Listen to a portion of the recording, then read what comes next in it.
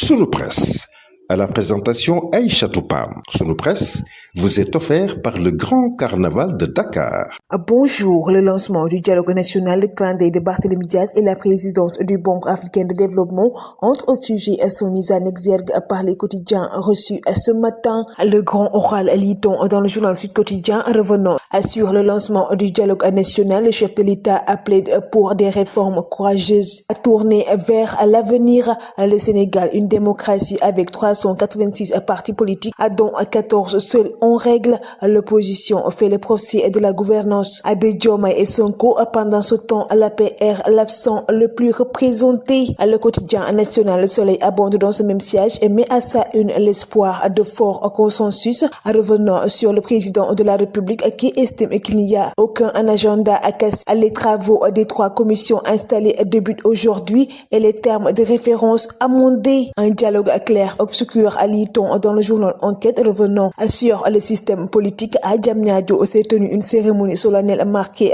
par le souvenir des victimes politiques et l'appel de la réconciliation. Khalifa Ababacar Sall plaide pour une réconciliation politique durable. À Dakar, le nouveau fonds de forces alternatives accuse le pouvoir de mascarade. Le journal Vox Pop traite dans ses colonnes du contre-dialogue de Bougane Gueye Dany, qui accuse le régime d'avoir contracté une dette de 6 300 milliards de francs CFA entre 2024 et 2025. Barth fait son sensation lit-on dans le journal Walf Quotidien, revenant sur le lancement de son parti politique à Sénégal, à Bignou-Bok, à Bad New, à Abidjan, lit-on dans le journal Le Quotidien, revenant sur les faits de Amadou Hott, le Mauritanien Ould-Tah largement vainqueur grâce à des voix de la CEDEAO, l'analyse d'une déroute diplomatique. Le journal L'Observateur traite de cette question dans ses colonnes et met à sa une les dessous d'un bad buzz diplomatique, revenant sur la défaite de Amadou Hott à la présidence du Banque africaine de développement. Le journal revient sur comment les grandes manœuvres ont cédé à un verdict sans appel du Mauritanien Sidi Ould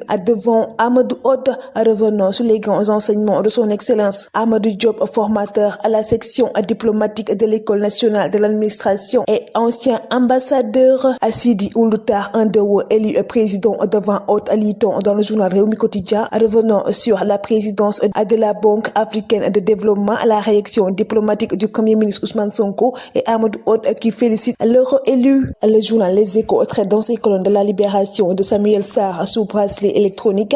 Après 6 mois de prison, ses avocats déposent une requête de non-lieu sur la table du juge. Le journal Libération revient sur l'assassinat de l'infirmier chef du poste de santé d'Arafat.